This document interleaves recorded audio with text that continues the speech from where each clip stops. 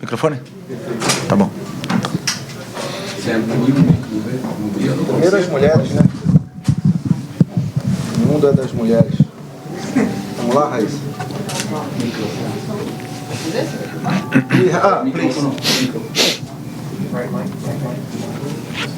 Boa noite, Felipe. Tudo bem? Eu queria que você fizesse para a gente um balanço dessa pré-temporada do Flamengo, desses dias aqui nos Estados Unidos, né? Como é que foi para você, para a comissão técnica, com o grupo? E depois do jogo, muita gente falou assim, acabou a pré-temporada do Flamengo. E foram poucos dias. Acabou a pré-temporada do Flamengo? Até quando, para você, vai a pré-temporada do Flamengo? Boa noite. Bom, a pré-temporada foi muito boa.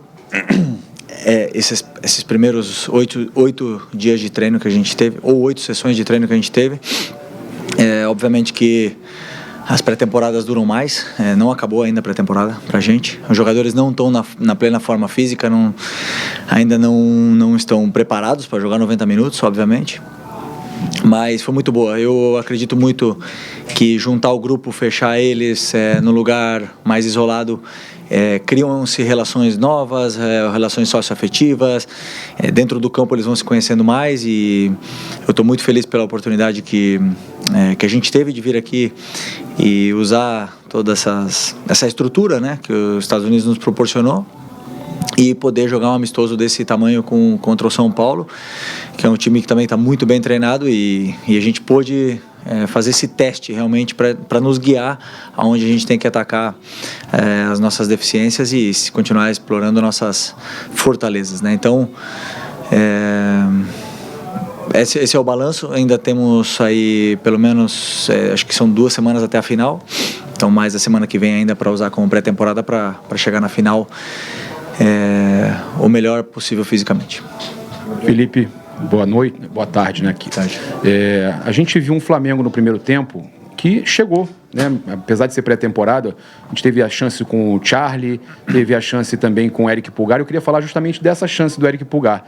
Há um pedido seu para que eles arrisquem mais de fora da área, que a gente percebia que o Flamengo de 2024, assim vamos dizer até perto ali de outubro, novembro, ele não chutava muito de fora da área. E a gente, quando começa a ver o trabalho do Felipe Luiz, começa a ver o Flamengo tendo assim essas oportunidades que arrisca mais de fora da área. E foi quase o gol ali do Eric Pulgar.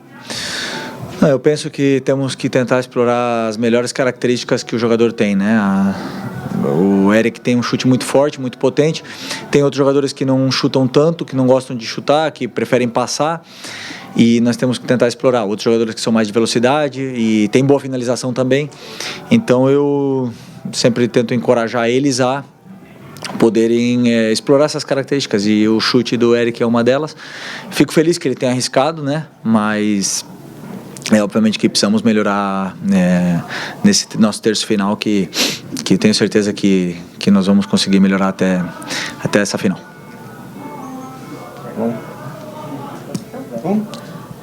Boa tarde, Felipe. Alô? Agora sim. Boa tarde, Felipe. A gente viu hoje o Matheus Gonçalves no time titular, mesmo acompanhando alguns treinos seus. A gente não imaginava que ele seria titular, mas a gente viu que ele treinou bem. Imagino que você tenha essa avaliação também. Ele fez uma função um pouco diferente por dentro. Queria que você avaliasse um pouquinho sobre a atuação dele e por que manter ele o único jogador que foi mantido para o segundo tempo. Bom, vamos lá. A questão do Matheus Rodrigo, eu estou me desconcentrando contigo aqui. Tá me dando aqui o bife. Tá. Não, é que tu fica ali e eu estou me desconcentrando, desculpa. O Matheus é simples, né? O Arrascaeta não poderia jogar. Não pode jogar. Ele vem de uma cirurgia, ainda está evoluindo e está recuperando sua forma física. Com isso, falta um jogador de ataque no nosso elenco e aí eu aproveitei para fazer alguns testes, aproveitei para testar o Alcaraz de atacante, que coisa que ele já fez em outros clubes e não tinha feito comigo. Eu coloquei o Bruno aberto e o Matheus, durante os treinos eu testei ele por dentro e ele foi muito bem. Então também aproveitei para testar o Matheus por dentro, para continuar com essa relação do Wesley e do Gerson na direita nesse primeiro tempo. No segundo tempo, o certo e o ideal teria sido tirar todo mundo, jogar 45 com um time, 45 minutos com outro time, mas como eu falei, não tínhamos um jogador de ataque. E a questão é que o Pablo, que foi meu jogador no Sub-17, eu sei do talento que ele tem, a qualidade que ele tem, ele é volante. Então eu fiquei um pouco com peso na consciência de colocar ele 45 fora da posição dele ideal, sendo o primeiro jogo dele no profissional. Então eu esperei um pouco mais. O Diogo falou para mim, o preparador físico falou para mim que eu poderia ir com o Matheus até 60 minutos. Então eu segurei ele um pouco para deixar o Pablo jogar fora de posição, e ainda assim entrou e fez um grande jogo. E aproveitei também para continuar fazendo testes, tentei colocar o Michel por dentro, o Plata de atacante. Não são as posições ideais dele, eu sei disso. O Michel prefere jogar aberto, o Plata prefere jogar na direita, mas a pré-temporada está para isso, para testes, para a gente ver, para criar relações e para ver como o time se sobressai diante das dificuldades. Então, fiquei feliz pelo esforço que eles fizeram, e agora eu tenho claro que cada um pode render também em novas posições. Felipe. Boa tarde. Eu queria falar mais do ambiente, do viagem, da Florida. É longe, mas se sentia muito brasileiro hoje aqui, né? Tudo viagem. Sim, a gente sabe que aqui na Flórida tem muitos brasileiros, né? Principalmente em Orlando, morando, mas eu repito o que eu falei na primeira pergunta, nos deram uma estrutura espetacular. A Universidade de Gainesville nos recebeu muito bem, fomos muito bem tratados, nos deram um campo espetacular para treinar, um ambiente, uma academia, toda a estrutura e a facilidade para a gente poder ter uma boa pré-temporada. Então, acredito que tenha sido uma experiência muito boa. Depois, jogar na frente dos nossos torcedores aqui sempre é um prazer imenso. Felipe, se a gente analisar o primeiro jogo do Flamengo do ano passado para o primeiro desse ano, que inclusive foi aqui nos Estados Unidos, eu estava nos dois e acredito que hoje o Flamengo apresentou uma superioridade muito grande. É bem verdade que também você já vinha na sequência do time. Você estava falando sobre o ataque, e aí o que acontece é o seguinte, até eu mesmo estou na dúvida.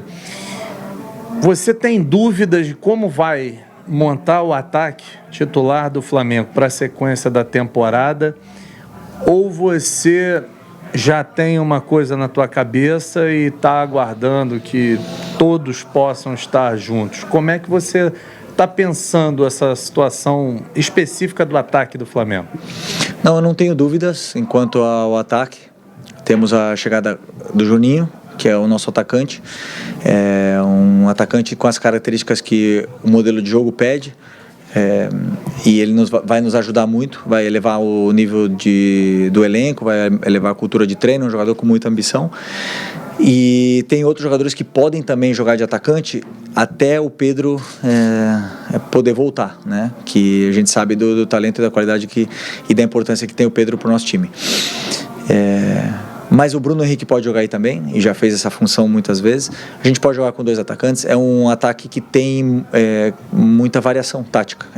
Posso botar o Gerson aberto, posso botar o Plata aberto, o Luiz Araújo aberto, Matheus Gonçalves. Eu tenho 4 jogadores de pé esquerdo que podem jogar abertos na direita, podem jogar por dentro. Então, com essas peças eu vou ajustando e fazendo o plano de jogo em cima de cada adversário que venha pela frente. Mas eu não tenho nenhuma dúvida do que eu quero e eu espero para cada posição e função dentro da equipe. Felipe, boa tarde. Boa tarde. Ainda nessa questão do ataque, eu queria que se você pudesse explicar um pouquinho mais a questão do Bruno Henrique. A gente esperava ver o Bruno mais por dentro hoje, a gente viu ele mais aberto pelo lado esquerdo, uma função que ele também já desempenhou. Mas o que você pensa especificamente para o Bruno Henrique nesse time do Flamengo, que a gente sabe que não tem hoje o Pedro machucado, o Juninho está chegando ainda, esses dois são referências, mas o Bruno é um cara que a gente imagina ali mais como esse falso 9, ou então nesse esquema com 2 atacantes. Não, o Bruno não é falso 9, é um jogador de profundidade, um jogador rápido, de ataque ao espaço. Então, o que eu penso para ele é assim, a posição ideal dele é aberto, né, como ele se sente mais confortável, mas é um jogador que joga por dentro, rendeu muito, o melhor momento dele, um dos melhores momentos dele no clube foi em 2019, onde ele jogou muito por dentro, né, com 2 atacantes. E explorar essa característica que ele tem O meu pensamento é esse, para ele explorar essa característica que ele tem de ataque ao espaço e finalização e gol. É um jogador com muitos números e que é de suma importância para a nossa equipe. Felipe, tudo bem? Conrado aqui da ESPN. Grande parte da tua carreira como jogador você fez na Europa, em que você tem um calendário mais claro. Quanto para você ainda é confuso ou maluco saber que você tem um time jogando lá e você está comandando um outro time aqui, à medida em que o Flamengo ou outros clubes querem globalizar, internacionalizar a marca, é impossível porque você tem que cumprir o estadual. Quanto para você pessoalmente é estranho isso? Não, eu penso no que é melhor para a equipe sempre, né? Então, eu não vivo pensando em tudo, eu sempre faço um planejamento, olho meus jogadores, olho a tática, o sistema e penso em ganhar o jogo que venha pela frente. A gente sabe da importância que tem cada competição e o que temos que fazer para chegar bem até elas, né? Então, o Carioca, ele é um campeonato importante porque, basicamente, assim, não tem importância até que você não ganha. Quando você não ganha, essa cadeira aqui pode ficar vazia, né? Então a gente sabe disso, como treinador eu sei disso, mas eu também sei que eu não vou, digamos, hipotecar minha equipe para toda a temporada por causa do estadual. Então é importante que a equipe do Sub-20 comece essa competição, que tenha os jogadores que possam se desenvolver e depois a gente pega novamente para poder até mesmo completar a pré-temporada, né? E continuar fazendo esses jogos. Mas claro que para frente vão vir muitos clássicos, são jogos intensos, jogos até de uma agressividade muito grande, mas eu tenho um elenco muito qualificado e qualificado o suficiente para poder ir chegando nas fases do Carioca sem hipotecar a temporada toda, que essa temporada vamos ter 80 jogos. Okay. Felipe, boa tarde. Boa tarde. Boa tarde. Você acabou de elogiar um jovem que você colocou em campo, que já conhecia do Sub-17, e hoje a equipe teve muitos jovens, né? Alguns já vieram desde o primeiro momento, outros chegaram durante a preparação. O Carbone jogou hoje, o Cleiton jogou hoje. São jogadores que já tinham esse ambiente profissional, mas ganharam minutagem. Então eu queria que você fizesse uma avaliação desses jovens e até se a partir daí você também consegue encontrar soluções, né? O Flamengo está no mercado, procura zagueiro, procura volante, mas você também dando rodagem para esses meninos, pode ser que em algum momento eles também sejam as soluções que o clube precisa, que você precisa também, né? Bom, eu conheço praticamente todos os meninos que estão na base, né, do Sub-15 até o 20, né? Alguns chegaram novos agora, mas eu conheço todos eles. E assim, é um pouco mais delicado sempre você colocar um zagueiro, né? Conforme foi o caso do Carbone e do João, onde o jogo passa por eles o tempo todo. Não podem cometer erros porque realmente qualquer erro é fatal. Então eu estava um pouco apreensivo com isso, né? Porque o Léo teve um problema pessoal, tivemos que liberá-lo e aí tivemos que pedir para o Cleiton voltar. Mas o Cleiton também é jovem e ainda tem que somar experiência, somar minutos para poder se desenvolver. E eu estava um pouco mais tenso pela zaga porque, como eu falei, não é tão fácil um zagueiro estrear no profissional como foi o caso do João hoje. Mas tem o João, da mesma forma que o Abel falou do Vitor Reis, que ele falou demais, eu também não quero falar demais porque eu sei que o João não vai durar muito aqui no Brasil. É um jogador que é dos diferentes que passaram pela base do Flamengo. E tenho plena confiança nele, na evolução dele, no que esse menino é capaz. E vai se desenvolver muito ainda, né? Então, o Pablo, por exemplo, que jogou hoje, jogava comigo no Sub-17, daí tem outros jogadores lá também que ficaram lá, que não vieram, e que vão poder ajudar o nosso elenco. Mas, obviamente, que para um campeonato tão complicado e tão de alto nível como é o Campeonato Brasileiro, a Libertadores, a gente precisa ir para o mercado, como o próprio Boto falou, atrás do nosso zagueiro para repor a perda do Davi e do Fabrício, né? Então, vindo do zagueiro, o elenco é altamente qualificado para poder brigar pelas competições. Obrigado, okay? Pessoal. Obrigado.